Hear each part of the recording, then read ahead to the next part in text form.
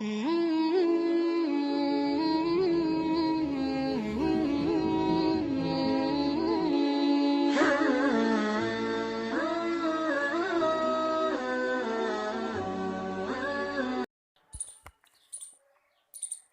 العابدین میں حضرت ابوبکر صدیق رضی اللہ تعالی عنہ کا یہ قول مذکور ہے کہ میں جب سے ایمان لایا ہوں کبھی پیٹ بھر کر کھانا نہیں کھایا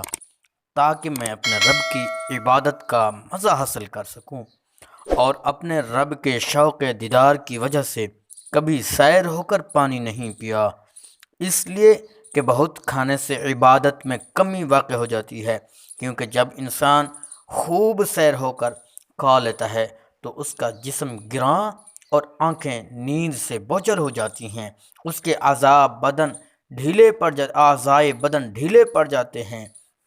پھر وہ باوجود کوشش کے سوائے نیند کے کچھ حاصل بھی نہیں کر پاتا، اور اس طرح وہ مردار کی مانند بن جاتا ہے جو راہ گزر میں پڑا ہو۔